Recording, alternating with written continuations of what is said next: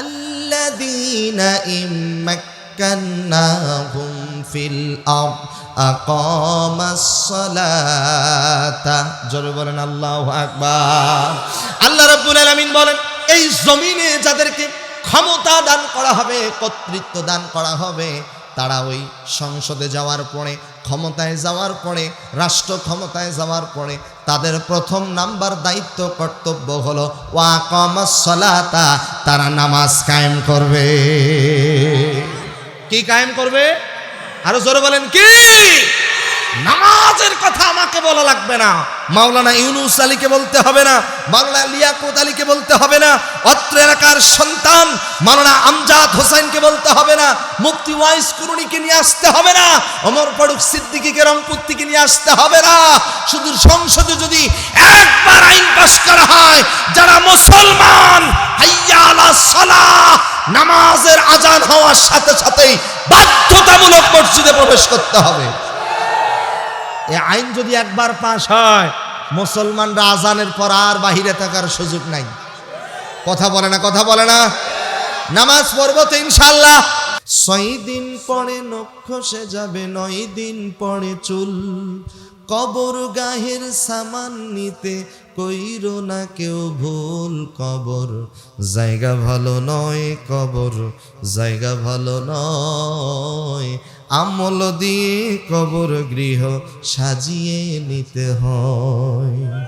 17 দিনে পেটে পেটে শেষ পোকার খাদ্য হবে, 60 দিন পরে গোশ থাকবে না, কঙ্কাল পড়ে রবি। 90 দিন হাড়গুলি সব, 90 দিন হাড়গুলি সব আলাদা হয়ে রয়। কবর জায়গা ভালো নয়, কবর জায়গা ভালো নয়, আমল দিয়ে কবর গৃহ সাজিয়ে নিতে হয়। কি দিয়ে সাজাতে হবে ভাই? চাচা বলেন কি দিয়ে? আসেন আমলের কথা শুনি। আমরা সবাই মুমিন, আমরা সবাই কি? আমি আপনাদের সামনে আল্লাহ পাকের পবিত্র মহাগ্রন্থ আল কোরআন, এ কোরআনে মোট 114টি সূরা আছে। তন্মধ্যে সিরিয়াল অনুযায়ী 8 নম্বর সূরা, সূরাটির নাম হলো সূরা আনফাল। কি নাম? সূরা আনফাল। এই সূরাটিতে মোট আয়াত রয়েছে 75টি, রুকু সংখ্যা আছে 10টি। সূরাটি নাজিল হয়েছে মদিনায়। রাসূলুল্লাহ সাল্লাল্লাহু আলাইহি ওয়াসাল্লামের মাদানী জিন্দেগিতে আল্লাহ পাক এই সূরাটি নাজিল করেছেন। সুবহানাল্লাহ বলেন। সেই সূরাটির 2 এবং 3 নম্বর আয়াত আপনাদের সামনে তেলাওয়াত করেছি। কত নম্বর আয়াত? 2 এবং 3। সূরাটির নাম কি? সূরা আনফাল। মোট আয়াত কত? 75টি। বলেন মোট আয়াত কত? 75টি। রুকু সংখ্যা 10টি। সূরাটি নাজিল হয়েছে মক্কায় না মদিনায়? মদিনায়। কত নাম্বার আয়াত তেলাওয়াত হয়েছে? 2 এবং 3। বলেন 2 এবং 3। এই 2টি আয়াতের ভিতরে আল্লাহ পাক মুমিনদের 5টা গুণের কথা বলেছেন। বলেন কয়টা গুণ? 5টা। আমার দিকে তাকান। আল্লাহ পাক রব্বুল আলামিন বলেন, ইন্নামাল মুমিনুন, নিশ্চয়ই মুমিন তারাই। তারা কারা? আল্লাযীনা ইযা যুকিরাল্লাহু ওয়াজিলাত কুলুবুহুম, আল্লাহর স্মরণে যাদের অন্তরটা প্রকম্পিত হয়। 2 নাম্বার গুণ হলো ওয়াইযা তুলিয়াত আলাইহিম আয়াতুহু যাদাতুহুম ঈমানা, তাদের সামনে যখন কোরআন আল কারীম তেলাওয়াত করা হয়, মনোযোগ দিয়ে আল্লাহর কোরআন শ্রবণ করে। 3 নাম্বার গুণ হলো ওয়া আলা রাব্বিহিম ইয়াতাওয়াক্কালুন, তারা শুধুমাত্র কেবলমাত্র ভরসা করবে কার উপর? না ধানের শীষের উপরে, না দাড়ি পাল্লার উপরে, না লাঙ্গলের উপরে, না হাত পাকার উপর, না, ওয়া আলা রাব্বিহিম ইয়াতাওয়াক্কালুন। মুসলমানের মতো জবান খুলে বলেন ভরসা করব কার উপর? মাঝে মাঝে কিছু লোক দেখবেন ভরসা করে ইঁদুরের উপর। যখন দাঁত পড়ে যায়, ছোট বাচ্চার দাঁত নিয়ে গিয়ে ইঁদুরের গর্তের কাছে গিয়ে বলে, ইঁদুর মামা, ইঁদুর মামা, আমার দাঁতটা তুমি নাও, আর তোমার সুন্দর দাঁতটা আমারে দাও। নিজের দাঁত ইঁদুরকে দেয়, ইঁদুরের দাঁত ও চায়। আচ্ছা বলেন তো, দাঁত দেওয়ার মালিককে? দাঁত চাইলাম কার কাছে? তাহলে কি শিরিক হইল না? একটু হানা বলেন, হইল না? দাঁত চাবো কার কাছে? আল্লাহ তাআলার কাছে। জোরে বলেন না ইনশাআল্লাহ। মুমিনের 4 নাম্বার গুণ হবে আল্লাযীনা ইউকিমুনাস সালাতা, তারা 5 ওয়াক্ত নামাজ কায়েম করবে। মুমিনের 5 নাম্বার গুণ হবে অমিম্মা রাযাকনাহুম ইউনফিকুন, আল্লাহ তাআলা যে রিজিক দিয়েছে, যে সম্পদ দিয়েছে, এই সম্পদ থেকে আল্লাহর রাস্তায় দান খয়রাত করতে হবে। তাহলে আমার দিকে তাকান please, come to my point. অত্যন্ত গুরুত্বপূর্ণ আলোচনা। মুমিনের গুণ হবে কয়টা? 5টি। 1 নাম্বার গুণ হবে আল্লাহর কথা স্মরণ হওয়ার সাথে সাথেই তার অন্তরটা প্রকম্পিত হবে। আল্লাযীনা ইযা যুকিরাল্লাহু ওয়াজিলাত কুলুবুহুম, জাল কাফ র, 3টা অক্ষর মিলে একটি শব্দ। শব্দটার নাম হলো জিকির। কি শব্দটার নাম? জিকির শব্দের অর্থ কি? স্মরণ করা। কাকে স্মরণ করা? আল্লাহকে স্মরণ করা। আমাদের দেশে তো এমনও জিকির দেখি, জিকির করতে করতে গাছের আগালে উঠে বসে থাকে। কথা কয় না কেন? এসকো উঠেছে। আবার দেখবেন জিকির করতে করতে বাঁশের খুঁটি ধরিয়ে উপরে ওঠে। তো যে আপনি জুম করে দেখবেন যেই বাঁশের খুঁটিতে বিদ্যুতের তার নাই, ওই খুঁটি ধরিয়ে ওঠে। মানে ও বোঝে যে যেখানে তার আছে ওখানে তো শর্ট করবে। কথা বোঝেন নাই মনে হয়? এগুলো ভণ্ডামি ছাড়া আর কিছুই হতে পারে। আবার দেখবেন মহিলা পুরুষ একসাথে ঘরের দরজা জানালা বন্ধ করে জিকির করে, আছে না? আবার দেখবেন আপনাদের জামালপুরে নাও থাকতে পারে, কিছু কিছু ভণ্ড আছে, আমার কাছে মুরিদ হলে নামাজ রোজা কিছুই লাগে না, আছে না নাই? ওরা আবার বলে সেজদা দেব কোথায়? শয়তান তো সব জায়গায় সেজদা দিচ্ছে। একটু জোরে বলেন না নাউজুবিল্লাহ। অথচ আল্লাহ তাআলা পুরো জমিনটাকে সেজদার জন্য কবুল করে নিয়েছেন। একটু জোরে বলেন না আল্লাহু আকবার। এই সমস্ত ভণ্ডদের সাথে আমাদের কোনো সম্পর্ক আছে নাকি? আবার কেউ কেউ বলে বাবা তোমার দরবারে কেউ ফেরে না খালি হাতে। আচ্ছা বলেন, খালি হাত পূরণ করার মালিককে? আরো জোরে বলেন। ঢাকা শরীয়তপুর নামে একটা জেলা আছে, আছে না? মাহফিলে গেলাম, আমাকে বলছে হুজুর পাশে একটা মাজার আছে, চলেন যাই। বললাম চলেন, যা দেখে আসি। যাওয়ার পরে দেখি লাল শালুক কাপড় দিয়ে একেবারে ভর্তি। ও দেখলাম বিশাল বড় পাগড়ি, 7.5 হাত। নিচের দিকে তাকায় দেখি নেংটি। নেংটি বোঝেন তো?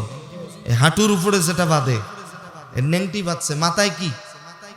পাগড়ি, হাতে একটা দোতাড়া। গান বলতেছে নেংটা বাবা বাবা রে, ন্যাংটা দেখিলে আল্লাহ দেখা যায়। নাউজুবিল্লাহ। এত আসতে বললেন? একটু মুসলমানের মতো হিম্মত নিয়ে সরে বলেন নাউজুবিল্লাহ। আবার পরের লাইনে বলতেছে ন্যাংটা বাবার দরবারে নামাজ রোজা না হলে চলে। এত আসতে বললেন, আরো জোরে বলেন। মনে মনে ভাবলাম যেই বাবার দরবারে নামাজ নাই রোজা নাই, এটা তো বাবা না, এটা বাবা নামের ভণ্ড। এর মাজারের মুরিদদেরকে 1000 বার লক্ষ কোটি বার পা দিয়া লাথি মারা দরকার। কথা বলেন। ইনশাল্লাহ সুম্মা ইনশাল্লাহ আগামীতে ইসলামের বিজয় হলে বাংলাদেশের 64 জেলায় 68,000 গ্রাম বাংলায় কোন ভণ্ড পীরের আস্তানা ঠিক রাখতে দেওয়া হবে না, হবে না, হবে না। সবাইকে কবুল করুন। দেখবেন এরপর যে লোকটা উঠবে ওরা কিন্তু ভণ্ড পীরের। আর কিছু বললাম না। দেখেন এরপর কোন লোকটা ওঠে ইনশাআল্লাহ। এরপরে যারাই আসি বসবে আখিরি মোনাজাত পর্যন্ত থাকবে, তাহলে মনে করবেন তারা হক্কানি ওলামায়ে কেরামের পক্ষেই আছে। তবে হ্যাঁ, হক্কানি পীর মাশায়েখ বাংলার জমিনে আছে না নাই? ছিল, এখনো। সিলেটের জমিনে এসেছিল ইয়ামেন দেশ থেকে হযরত শাহজালাল ইয়ামিনী রহমতুল্লাহ আলাইহ। তিনি এসে সিলেটের জমিনে তাকবীর দিয়েছে, নারায়ে তাকবীর। রাজা গৌর গোবিন্দ 14 গোষ্ঠী সাফ কইরা দিচ্ছে, পালাতে বাধ্য হয়েছে। কথা বলে না। এজন্য আপনাদেরকে সজাগ থাকতে হবে। আল্লাহ তাআলা বলেছেন কুনতুম খায়রা উম্মাতিন উখরিজাত লিন-নাস তা'মুরুনা বিল মা'রুফি ওয়া তানহাউনা আনিল মুনকার ওয়া তু'মিনুনা বিল্লাহ। তোমরা সৎ কাজে আদেশ করো, অসৎ কাজে বাধা প্রদান করো। আমার জামালপুরের ভাইয়েরা, এই জামালপুর জেলায় যদি কোনো ভণ্ড প্রতারক বলে আমার কাছে মুরিদ হলে নামাজ রোজা লাগে না, যে সমস্ত ভণ্ডরা মাঝে মাঝে মদ খায়, গাঁজা খায়, ফেন্সিডিল খায়, তারা আবার পীর হিসাবে দাবি করে, ওই সমস্ত ভণ্ড পীরদেরকে সর্বপ্রথম লাঠি দিয়া সোজা করা দরকার। কথা কয় না, কথা কয় না। কি আমার সাথে একমত আছেন তো? আল্লাহ তুমি হেফাজত করো, জোরে বলেন আমিন। তাহলে বলেন জিকির শব্দের অর্থ কি? আল্লাহকে স্মরণ করব। কিভাবে স্মরণ করব? আযযিকরু বিমানাল কুরআন। এই যে দেখেন, এক নম্বরে জিকির শব্দের অর্থ হলো কোরআন। আল্লাহ রাব্বুল আলামিন বলেন, ইন্না নাহনু নাযালনা যিকরা ওয়া ইন্না লাহু লাহাফিজুন।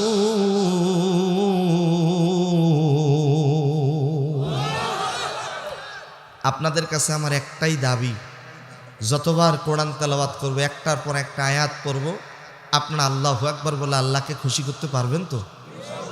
জান্নাতের বাগানে আসছি, আল্লাহকে ডাকলে কি গুনাহ হবে? একটু সবাই বলেন তো আল্লাহু আকবার। ইশারা দিলে বুঝবেন? কই বুঝলেন? সবাই তো বলেন নাই জোরে। মাশাআল্লাহ। এখানে এক নম্বরে জিকির শব্দের অর্থ হলো কোরআন। ইন্না নাহনু নাযালনা যিকরা, এখানে জিকির শব্দের অর্থ কি? কোরআন। যতক্ষণ কোরআন তেলাওয়াত করব ততক্ষণ পর্যন্ত আমরা জিকির করলাম কার? আরেকটু জোরে বলেন কার? দুই নম্বরে জিকির শব্দের অর্থ হলো খুতবা। আযযিকরু বিমানাল খুতবা। আল্লাহ রাব্বুল আলামিন বলেন, ইয়া আইয়ুহাল্লাযীনা আমানু ইযা নুদিয়া লিস-সালাতি মিন ইয়াউমিল জুমআতি ফাসআউ ইলা যিকরিল্লাহ। এখানে দুই নম্বরে জিকির শব্দের অর্থ হলো খুতবা। জবান খুলে বলেন, আমরা জুমার নামাজে খুতবা শোনার জন্য যাই কি যাই না? জুমার নামাজের আজান যখন হয়ে যাবে সমস্ত বেচা কেনা বন্ধ করে দাও, দোকানপাট বন্ধ করে দাও, ব্যবসা বাণিজ্য বন্ধ করে দাও, কৃষিকাজ বন্ধ করে দাও, নামাজের জন্য ছুটে যাও, অর্থাৎ জিকিরের জন্য ছুটে যাও। জোরে বলেন সুবহানাল্লাহ। তিন নম্বর আযযিকরু বিমানাদ দুআইল মাসনুনা। ওলামায়ে কেরাম আছে, আমার দিকে তাকান। তিন নম্বরে জিকির শব্দের অর্থ হলো মাসনুন, দোয়া কালাম। সুবহানাল্লাহ বলেন। আল্লাহ রাব্বুল আলামিন বলেন, ইয়া আইয়ুহাল্লাযীনা আমানু যকুরুল্লাহা যিকরান কাসীরা ওয়াসাব্বিহুহু বুকরাতাও ওয়া আসীলা। আল্লাহ তাআলা বলেন, ও বান্দা ও বান্দি, তোমরা সকাল সন্ধ্যা আল্লাহর জিকির করো। কার জিকির করো? সকাল সন্ধ্যা জিকির করব কিভাবে? আমার যুবক ভাইয়েরা খুব মনোযোগ, দোয়া কালামের মাধ্যমে জিকির করতে হবে। আপনাদের এলাকায় মসজিদ আছে, মসজিদে প্রবেশের সময় একটা দোয়া পড়তে হয়, আল্লাহুম্মা তাহলি আবওয়াবা রাহমাতিক। জবান খুলে বলেন, মসজিদ থেকে বের হবার দোয়া আছে না নাই? এবার যুবকের মতো আওয়াজ দিয়ে বলেন তো, নৌকায় যদি ওঠেন, বিমানে যদি ওঠেন, দোয়া আছে না নাই? ঘুমানোর সময় দোয়া আছে না নাই? ঘুম থেকে ওঠার পর দোয়া আছে না নাই? বাথরুমে প্রবেশের দোয়া আছে না নাই? বাথরুম থেকে বের হবার দোয়া আছে না নাই? সবসময় দোয়ার মাধ্যমে স্মরণ করব কাকে? যতক্ষণ পর্যন্ত দোয়া করব ততক্ষণ পর্যন্ত আমরা জিকির করলাম কার? চার নম্বর জিকির শব্দের অর্থ হলো আল্লাহর হুকুম মানা। কার হুকুম মানা? আল্লাহর হুকুম মানা। আল্লাহ রাব্বুল আলামিন বলেন, ওমান আ'রাদা আন যিকরি ফাইন্না লাহু মাঈশাতান দনকা। আল্লাহর হুকুম মানা লাগবে। ও ও আমার জামালপুর দেওয়ানগঞ্জের ভাইরা, আল্লাহর হুকুম মানবো কিভাবে? তাহলে আসেন, আপনি যে দলেই করেন না কেন, আগামীতে যদি আপনি রাষ্ট্র ক্ষমতায় যান, আল্লাহ যদি আপনাকে পবিত্র সংসদে কবুল করেন, তাহলে আল্লাহর হুকুম মানতে হবে। আল্লাহ রাব্বুল আলামিন বলেন, আল্লাযীনা ইম্মাক্কান্নাহুম ফিল আরদ আকামাস সালাতা। জোরে বলেন আল্লাহু আকবার। আল্লাহ রাব্বুল আলামিন বলেন, এই জমিনে যাদেরকে ক্ষমতা দান করা হবে, কর্তৃত্ব দান করা হবে, তারা ওই সংসদে যাওয়ার পরে, ক্ষমতায় যাওয়ার পরে, রাষ্ট্র ক্ষমতায় যাওয়ার পরে তাদের প্রথম নাম্বার দায়িত্ব কর্তব্য হলো ওয়াকামাস সালাতা, তারা নামাজ কায়েম করবে। কি কায়েম করবে? আরো জোরে বলেন কি? নামাজের কথা আমাকে বলা লাগবে না, মাওলানা ইউনুস আলীকে বলতে হবে না, মাওলানা লিয়াকত আলীকে বলতে হবে না, অত্র এলাকার সন্তান মাওলানা আমজাদ হোসেনকে বলতে হবে না, মুফতি ওয়াইস কুরুনিকে নিয়ে আসতে হবে না, ওমর ফারুক সিদ্দিকীকে রংপুর থেকে নিয়ে আসতে হবে না। শুধু সংসদে যদি একবার আইন পাস করা হয়, যারা মুসলমান, হাইয়া আলাস সালাহ, নামাজের আজান হওয়ার সাথে সাথেই বাধ্যতামূলক মসজিদে প্রবেশ করতে হবে। এই আইন যদি একবার পাস হয়, মুসলমানরা আজানের পর আর বাহিরে থাকার সুযোগ নাই। কথা বলে না, কথা বলে না। নামাজ পড়বো তো ইনশাআল্লাহ। কারা কারা পড়বো না দুই হাত তুলে দেখায় দেন। দুই একজন চাচা, ওই পিছনে দুই একটা ছেলেও তালে হাত উঠেছে, মানে ওরা বোঝে নেই তালে। আল্লাহ হেফাজত করুন, জোরে বলেন আমিন। নামাজ পড়বো 1 ওয়াক্ত না 5 ওয়াক্ত? সপ্তাহে 1 দিন না 3 দিন? 5 দিন? কয় দিন? 7 দিন। মোসাব্বা লেগে গেছে, তাই না? তাহলে বলেন প্রতিদিন নামাজ পড়বো, নামাজ পড়বো। মাশাআল্লাহ বলবেন না? কেমন করে ঘুমাও তুমি, কেমন করে ঘুমাও তুমি, ফজর করে কাজা, এমনও তো হতে পারে জোহরে জানাজা তোমার, এমনও তো হতে পারে জোহরে জানাজা। মুসলিম হয় না জন্ম নিলেই মুসলমানের ঘরে, কাফের মুমিন তফাটা হয় সালাতের উপরে, ও ভাই নামাজের উপরে।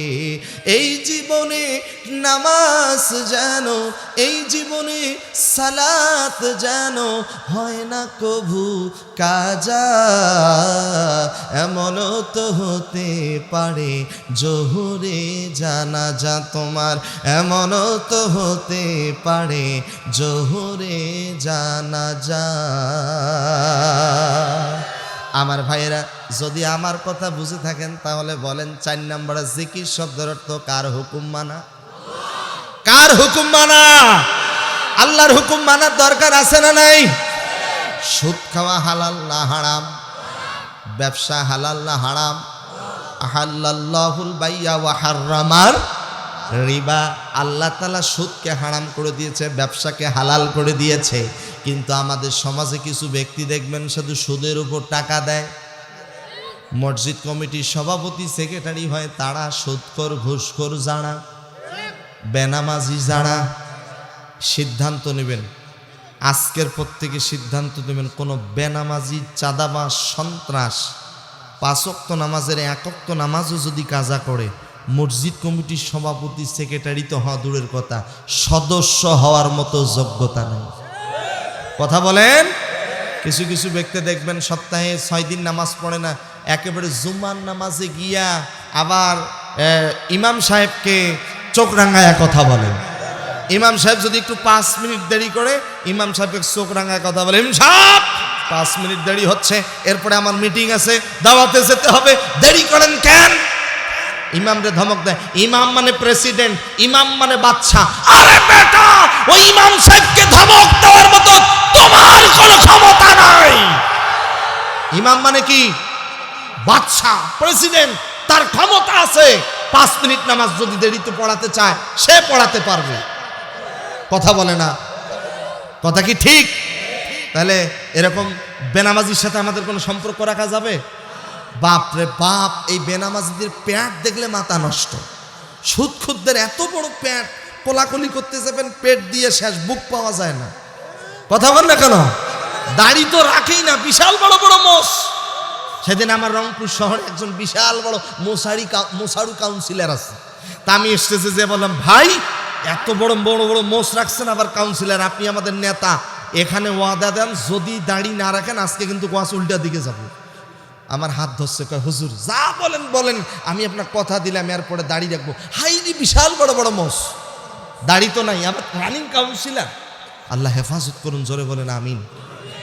কষ্ট পাইলেন, মন খারাপ করলেন? দাড়ি রাখলে খুশি হয় কে? আমার রসুল খুশি হয়, বলেন না সুবহানাল্লাহ। আপনার আমার রসুল শুয়ে আছেন কোথায়? যেতে মন চায় তো? সবার চায়? আল্লাহ আমাদের সবাইকে যাওয়ার তৌফিক দান করুন।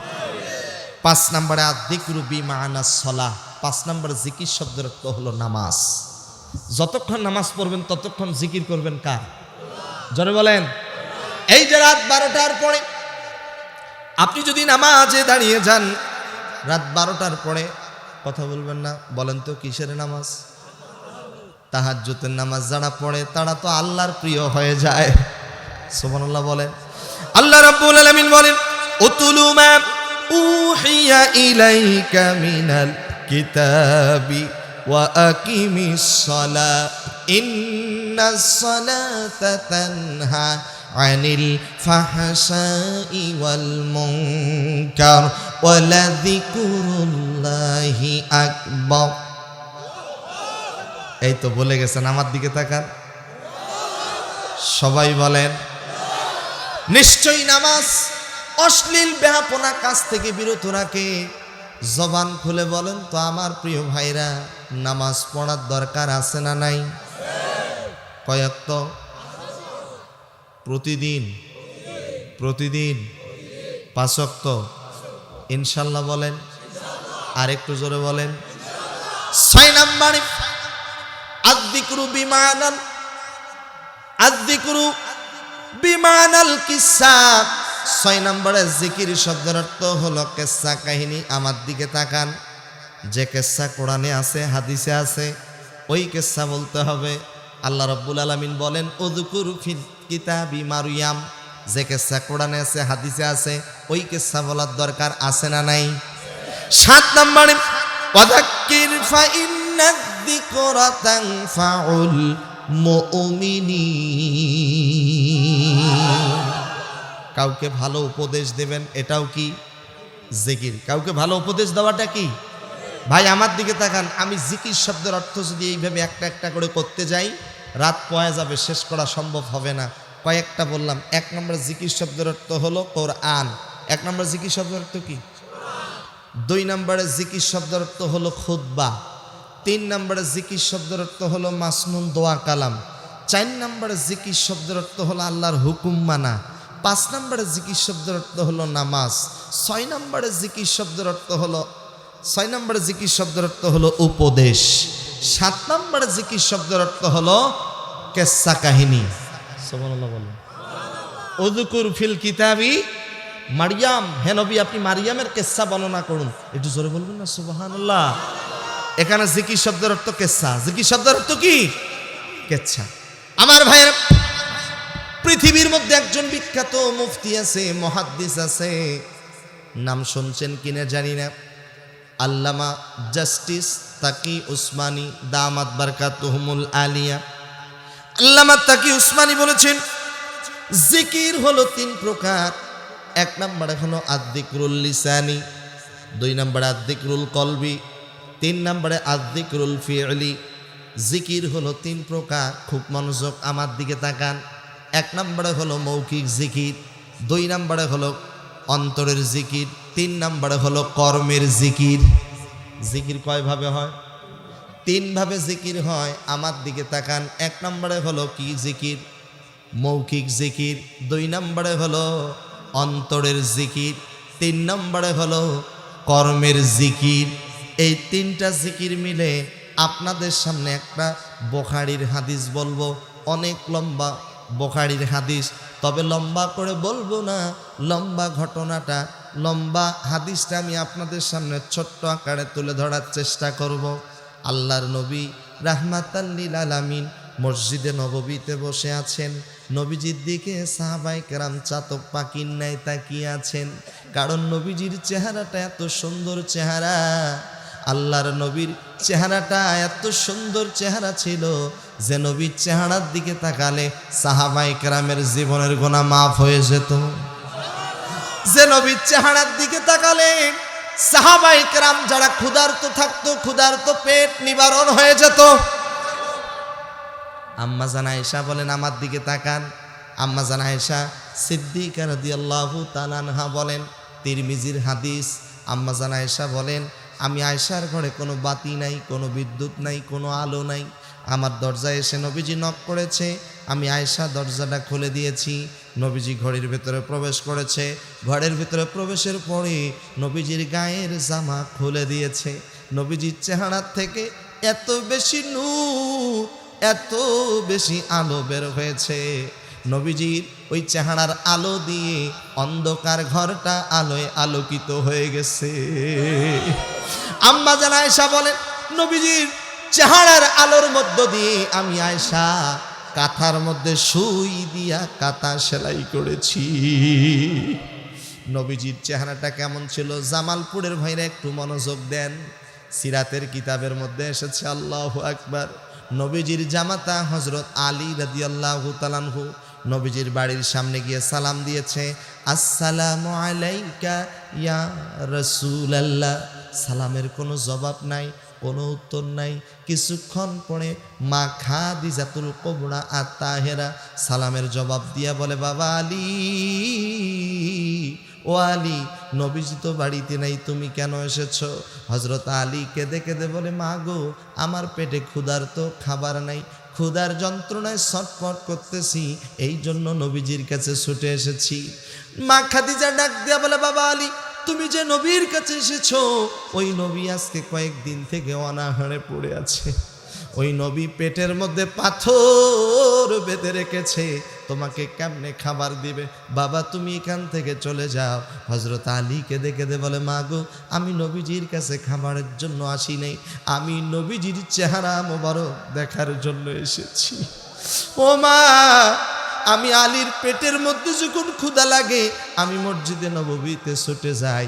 দূর থেকে যখন নবীজির চেহারাটা দেখতে পাই, আমি আলীর পেটের ক্ষুধা নিবারণ হয়ে যায়।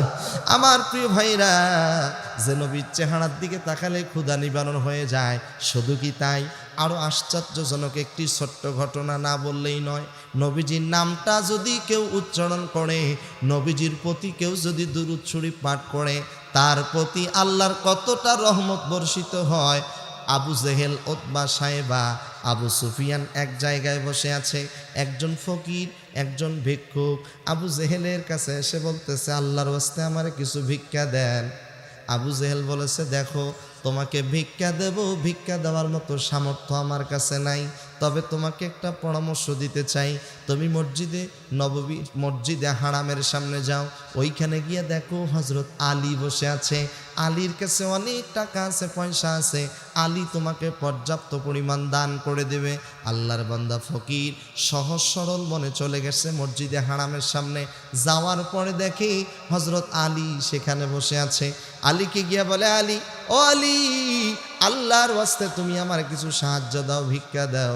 যখনই সাহায্য চেয়েছে, হযরত আলী রাদিয়াল্লাহু তাআলা আনহুর দিকে তাকায় দেখে হযরত আলীর দু চোখের কোনা বেয়ে বেয়ে টপ টপ করে পানিগুলো জমিনে পড়তেছে। ডাক দিয়া বলে, আলী, তোমার কাছে চাইলাম সাহায্য, তোমার চোখে পানি কেন? হযরত আলী কেঁদে কেঁদে বলে, আল্লাহর বান্দা, তুমি আমার কাছে সাহায্য চাইতে এসেছো, অথচ আমার কলিজার টুকরা সন্তান হাসান হুসাইন অনাহারে ক্ষুধার যন্ত্রণায় গলা কাটা মুরগির মতো ছটফট করতেছে। নবীজির কলিজার টুকরা মেয়ে খাতুনে জান্নাত ফাতেমাতুজ জোহরা রাদিয়াল্লাহু তাআলা আনহা না খেয়ে আছে।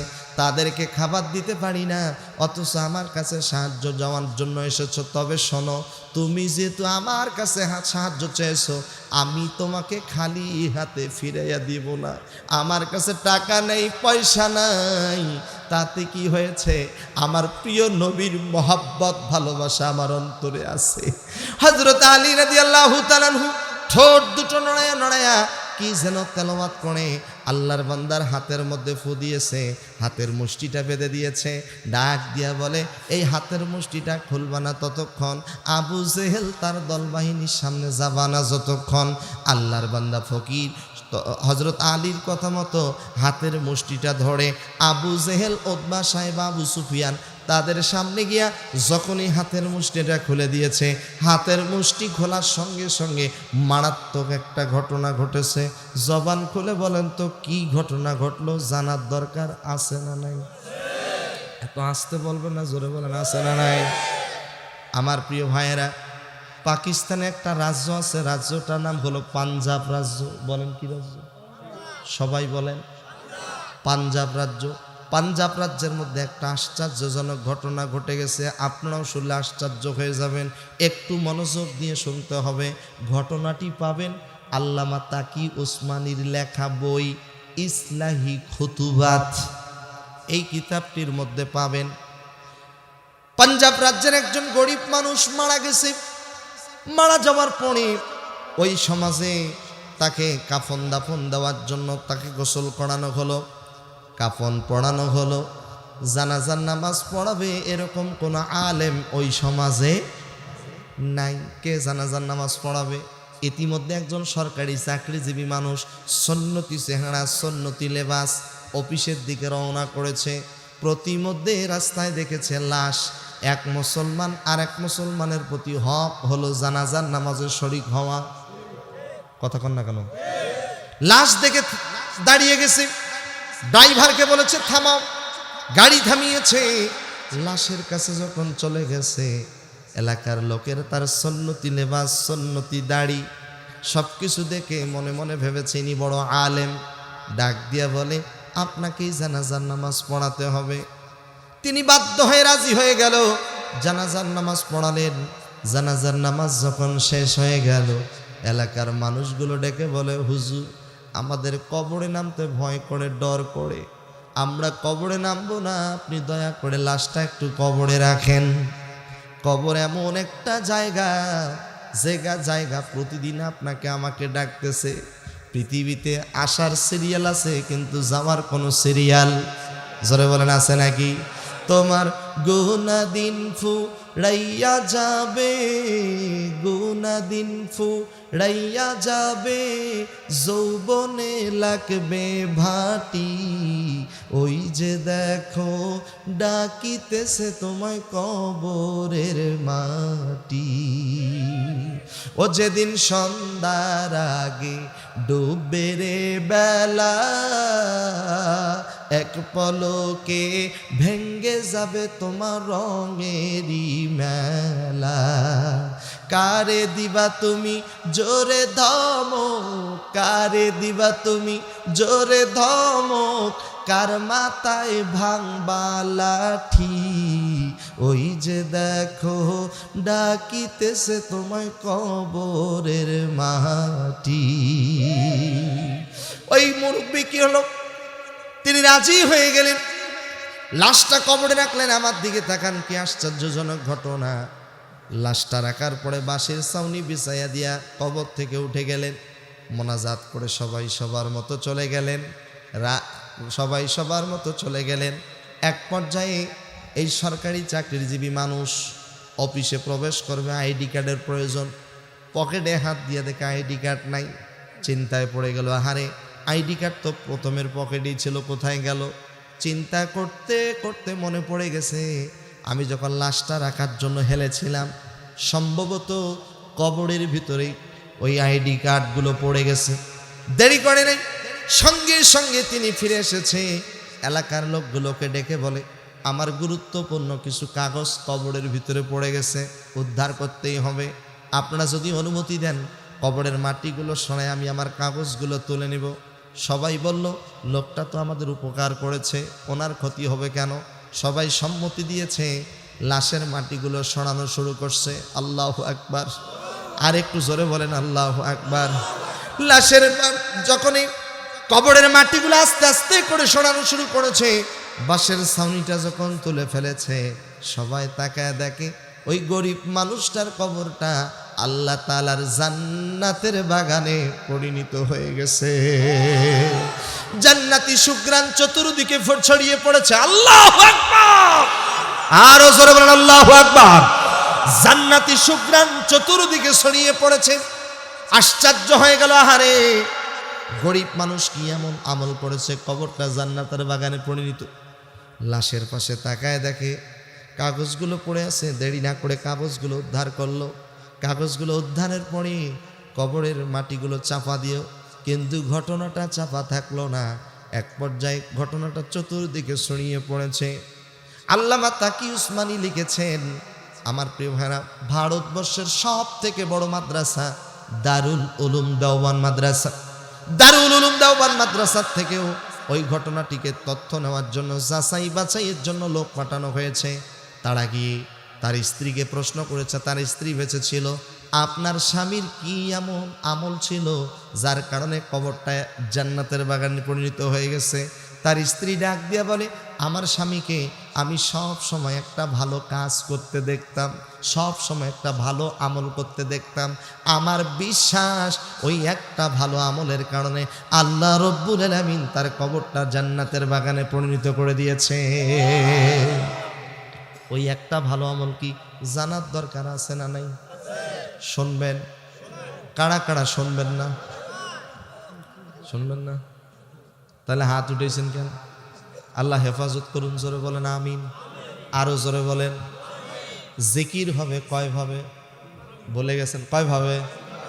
একটা মৌখিক, একটা আর একটা অন্তরের, আর একটা কর্মের, আর একটা কর্মের। ভুলে গেছেন? একটা লম্বা হাদিস বলতে চেয়েছি, আমার দিকে তাকান খুব মনোযোগ। দুইটা ঘটনা দুই জায়গায় আটকে থাকলো, আমি অবশ্যই শেষ করব। দুইটা ঘটনা শেষ করতে সর্বোচ্চ এটা 2 মিনিট, এটা 2 মিনিট, কয় মিনিট? 4 মিনিট টাইম লাগবে। তবে খুব মনোযোগ। একটা ভালো আমল করছে, ভালো আমলটা কি? আর 2 নাম্বার যে ঘটনাটি বলেছি, হযরত আলীর কথা মতো আল্লাহর বান্দা ফকির গিয়া আবু জেহেল তার দল বাহিনীর সামনে হাতের মুষ্টি খুলে দেওয়ার পরে কি ঘটনা ঘটেছে। আল্লাহর নবী মসজিদে নববীতে বসে আছেন, নবীজির সামনে সাহাবায়ে কেরাম তাকিয়ে আছে। নবীজি বলেন, সাহাবীরা, আমি তোমাদেরকে পূর্বের জামানার একটা ঘটনা শোনাবো। ঘটনাটা কি? ঘটনাটা হলো এই, 3 জন বন্ধু যে কোনো একটা কাজের উদ্দেশ্যে রওনা করেছে। প্রতিমধ্যে রাস্তায় যাইতে যাইতে প্রচণ্ড ঝড় বাতাস তুফান শুরু হয়েছে। 3 বন্ধু আশ্রয় নেবে কোথায়, জায়গা নেই। সামনে তাকায় দেখে একটা গুহা দেখা যায়। 3 বন্ধু গুহার ভিতরে প্রবেশ করেছে। ক্লান্ত শরীর, ঘুমিয়ে পড়েছে। হঠাৎ ঘুমন্ত অবস্থায় একটা বিকট আওয়াজ হয়ে গেল। আওয়াজ হওয়ার পরে তাকায় দেখি যেই গুহার মুখ দিয়ে প্রবেশ করেছে, ওই গুহার মুখটা একটা পাথর এসে গুহার মুখটা বন্ধ হয়ে গেছে। বের হবে, বের হওয়ার মতো কোনো পরিস্থিতি নাই। একজন বন্ধু বলে, মৃত্যু ছাড়া কোনো উপায় নাই, আশেপাশে কোনো বাড়ি ঘর নাই, কোনো লোকজন নাই, আমাদেরকে কে বাঁচাবে? আর একজন বন্ধু বলে, না না, টেনশন করিও না, বান্দার চেষ্টা যেখানে শেষ হয়ে যায় আল্লাহর রহমত ওই জায়গার থেকে শুরু হয়ে যায়। আমাদেরকে পৃথিবীর কেউ না দেখতে পারলেও একজন দেখতে পাচ্ছে। জামালপুরের ভাইয়েরা জবান খুলে বলেন, সেই রবের নাম কি? আর জোরে বলেন, সেই রবের নাম কি? আল্লাহকে আল্লাহ বলে কি গোনাহ হবে? একটু জোরে বলেন আল্লাহ। হৃদয় থেকে ডেকে বলেন আল্লাহ। ফাযকুরুনি আযকুরুকুম ওয়াশকুরুনি ওয়ালা তাকফুরুন। আল্লাহ বলে, বান্দারি তুমি আমাকে স্মরণ করো, তোমার ডাকে সাড়া দেব। আমার প্রিয় ভাইয়েরা, গর্তের ভিতরে 3 বন্ধু আছে, কেউ জানে না, জানে কে? আমার ভাইয়েরা, 3 বন্ধু গর্তের ভিতরে ঢুকেছে। এরপরে কি ঘটনা ঘটলো? আল্লাহ তারে বাঁচাইলো না মারলো? জানার দরকার আছে না নাই? এত আসতে বলবেন না, জোরে বলেন আছে না নাই? শুনবেন, আল্লাহুম্মা আমিন। ربنا ظلمنا أنفسنا وإن لم تغفر لنا وترحمنا لنكونن من الخاسرين ربنا آتنا في الدنيا حسنة وفي الآخرة حسنة وقنا عذاب النار رب ارحمهما كما ربياني صغيرا রব্বুল আলামিন। গভীর রাত হয়ে গিয়েছে, পৃথিবীর অফিস আদালত কোর্ট কাছারি সব বন্ধ হয়ে গেছে। আল্লাহ তাআলা তোমার হাবিব বলেছেন, রাত্রি যত গভীর হয় তোমার রহমতের দরজাগুলো ততই বেশি খুলে দেওয়া হয়। ও দয়াবান আল্লাহ, তোমার কুদরতি নজর দিয়ে তাকায় দেখো আল্লাহ, রাত প্রায় 1টা বাজতে চলেছে। এই গভীর রাত পর্যন্ত যারা বসে আছে আমাদের সবাইকে তুমি নিষ্পাপ বানায়া দাও। আল্লাহ, আমাদের সবার জীবনের গুনাহগুলি তুমি মাফ করে দাও। আল্লাহ তাআলা, এই মাইকের আওয়াজ যত দূর পর্যন্ত যায়, যত কবরবাসী আছে প্রত্যেকটা কবরবাসীর কবরের আযাব তুমি মাফ করে দাও। আল্লাহ তাআলা, আজকের এই তাহফিজুল কোরআন হামিউস সুন্নাহ মাদ্রাসাকে আল্লাহ তুমি কবুল করে নাও। আল্লাহ, তাহফিজুল কোরআন হামিউস সুন্নাহ মাদ্রাসা ও সিরাজাম মনিরা মহিলা মাদ্রাসাকে আল্লাহ তুমি দাওরাই হাদিস পর্যন্ত কবুল করে নাও। আল্লাহ, আমার প্রিয় মোশাররফ ভাই, আল্লাহ তার পরিশ্রমকে তুমি কবুল করে নাও। আল্লাহ, এই মাদ্রাসার একজন ছাত্রী হাফেজা হয়েছে, আল্লাহ মৃত্যুর পূর্ব মুহূর্ত পর্যন্ত কোরআনিয়াত রাখার তৌফিক দিয়ে দাও। হাফেজার আব্বা আম্মাকে মাফ করে দাও। আল্লাহ, মাহফিল কমিটিকে মাফ করে দাও, মাদ্রাসা কমিটিকে মাফ করে দাও। আল্লাহ, প্রতি মাসে প্রত্যেক বছরের জন্য বেশি বেশি করে দান করার তৌফিক দিয়ে দাও। আল্লাহ, বিশেষ করে আজকের মাহফিলের সম্মানিত সভাপতি মাওলানা ইউনুস আলী, আল্লাহ তুমি তার নেক হায়াত বাড়িয়ে দাও, তার আব্বা আম্মার নেক হায়াত বাড়িয়ে দাও। আজকের মাহফিলের সভাপতি আলহাজ মাওলানা লিয়াকত আলী, আল্লাহ তুমি তার নেক হায়াত বাড়িয়ে দাও, আব্বা আম্মার জীবনের গুনাহগুলি মাফ করে দাও। আজকের মাহফিলের প্রধান অতিথি, বিশেষ অতিথিবৃন্দ, আমন্ত্রিত ওলামায়ে কেরাম যারা ছিলেন, আল্লাহ সবাইকে তুমি ইসলামের জন্য কোরআনের সৈনিক হিসাবে কবুল করে নাও। আল্লাহ তাআলা, বাসেতপুর থেকে আমার প্রিয় ভাই রাসেল ভাই, মিন্টু ভাই, নজরুল ভাই, এরশাদ ভাই, কবির ভাই সহ আরো অনেকেই এসেছেন। আল্লাহ, প্রত্যেকের মনের নেক চাওয়াগুলিকে কবুল করে নাও। আল্লাহ, আমাদের এই ভালোবাসা জান্নাত পর্যন্ত কবুল করে নাও। আয় আল্লাহ তাআলা, আজকের এই মাহফিলকে কবুল করে নাও। আল্লাহ, জানি না কার যেন বাবা নাই, কার যেন মা নাই। আয় আল্লাহ তাআলা, যে মা 9 মাস 10 দিন গর্ভধারণ করেছেন, প্রসবের সময় কতই না কষ্ট করেছে, ওই মায়ের বুকের স্তন থেকে প্রায় 7.5 মনের মতো দুধ পান করেছি। 1 ফোঁটা দুধের ঋণ জীবনেও কোনোদিন পরিশোধ করতে পারি নাই, পারবো না। ও দয়াবান আল্লাহ, ওই দুঃখিনী মা, কলিজার টুকরা কলিজার টুকরা বাবা যাদের কবরে চলে গিয়েছে, আজকের এই মাহফিলের উসিলায় আব্বা আম্মার কবরের আযাব তুমি মাফ করে দাও। আব্বা আম্মার কবরগুলোকে জান্নাতের বাগান বানাইয়া দাও। আল্লাহ, পর্দার আড়ালে যত মা বোন আছে প্রত্যেকটি মা বোনকে আম্মা জান আয়েশা খাদিজার কাতারে কবুল করে নাও। আল্লাহ তাআলা, বিশেষ করে মা বোনদেরকে 4টা আমল করার তৌফিক দিয়ে দাও। ফরজ নামাজ, ফরজ রোজা, স্বামীর খেদমত, পর্দা সতীত্বের হেফাজত, এই 4টি কাজ করবে যারা, জাহান্নাম থেকে বাঁচবে তারা। আল্লাহ তাআলার 8টা জান্নাতের যে কোনো দরজা দিয়ে প্রবেশ করবে তারা। আল্লাহ, যত মা বোন এসেছেন প্রত্যেকটি মা বোনকে আম্মা জান আয়েশা খাদিজার কাতারে কবুল করে নাও। আল্লাহ তাআলা, নিঃসন্তানের মাকে সন্তান দিয়ে তাদের কলিজাগুলো ঠান্ডা করে দাও। আল্লাহ তাআলা, মা বোনদের এমনও কিছু রোগ আছে ডাক্তারের কাছে বলতে লজ্জা করে, আল্লাহ মা বোনদেরকে তুমি শেফায়ে কামেলা আজেলা দাইমা দান করে দাও।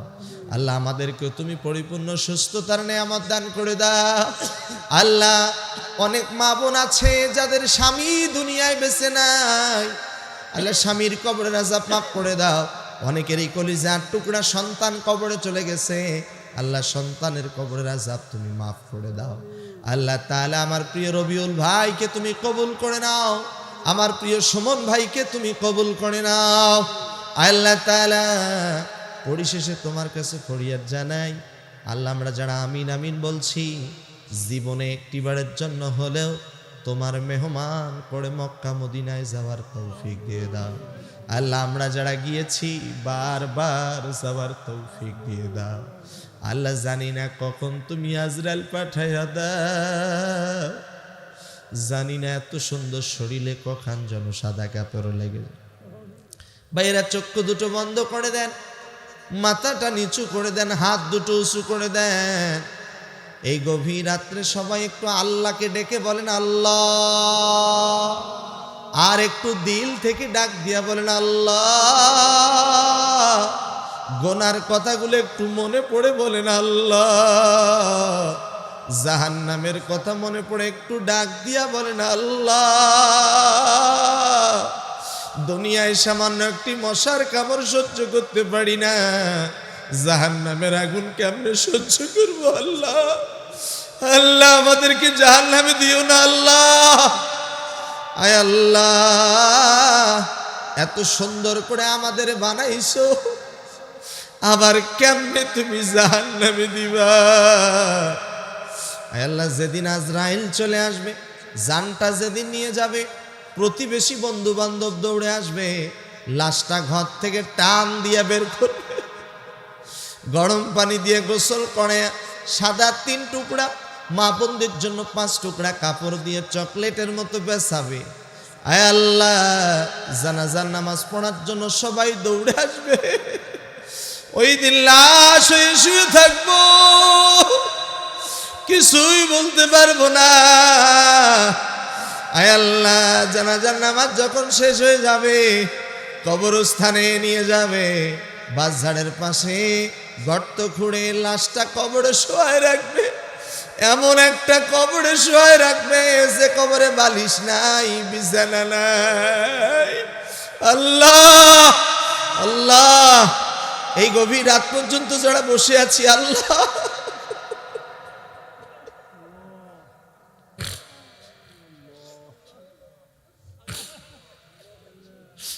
আল্লাহ এই গভীর রাত পর্যন্ত যারা বসে আছি আল্লাহ, আল্লাহ এই অন্ধকার কবরে কোরআনকে নবীকে আমাদের সঙ্গী বানায় দিও আল্লাহ। আল্লাহ আমাদের নবীজিকে আমাদের সঙ্গী বানায় দিও, কোরআনকে আমাদের সঙ্গী বানায় দিও আল্লাহ। আল্লাহ বেশি বেশি করে মৃত্যুর কথা স্মরণ করবার তৌফিক দিয়ে দাও আল্লাহ। আমি সহ অনেকেই অসুস্থ আছি আল্লাহ। আল্লাহ তোমার কাছে ভিক্ষা চাই আল্লাহ, এই কণ্ঠটাকে ইসলামের জন্য তুমি কবুল করে নাও। আয় আল্লাহ, আমাদের সবাইকে পরিপূর্ণ সুস্থতার নেয়ামত দান করে দাও আল্লাহ। আমার মোশাররফ ভাইয়ের এই প্রতিষ্ঠানকে তুমি কবুল করে নাও আল্লাহ। এই প্রতিষ্ঠানের যত জরুরত আছে আল্লাহ তুমি কবুল করে নাও আল্লাহ। এই প্রতিষ্ঠানকে আল্লাহ তোমার কুদরতি হাতে সুপর্দ করে দিলাম আল্লাহ। আল্লাহ এই প্রতিষ্ঠানকে তুমি কবুল ও মঞ্জুর করে নাও আল্লাহ। এই প্রতিষ্ঠানের উসিলে আমাদের সবাইকে তুমি মাফ করে দাও। সুবহান রাব্বিকা রাব্বিল ইজ্জাতি আম্মা ইয়াসিফুন ওয়া সালামুন আলাল মুরসালিন আলহামদুলিল্লাহি রাব্বিল আলামিন। মৃত্যুর সময় আজরাইল যখন আমাদের চোখের সামনে চলে আসবে, আজরাইলকে দেখে যখন চোখগুলো বড় করে ফেলবো, ভয়ে থরথর করে কাঁপবো, আয় আল্লাহ সেই সময় আমাদের সবাইকে ঈমানি হালতে আমাদের প্রত্যেকের জবানে কালিমায়ে তাইয়্যিবা নসিব করে দিয়েন। লা ইলাহা ইল্লাল্লাহ মুহাম্মাদুর রাসূলুল্লাহ সাল্লাল্লাহু আলাইহি ওয়াসাল্লাম। আসসালামু আলাইকুম ওয়া রাহমাতুল্লাহ।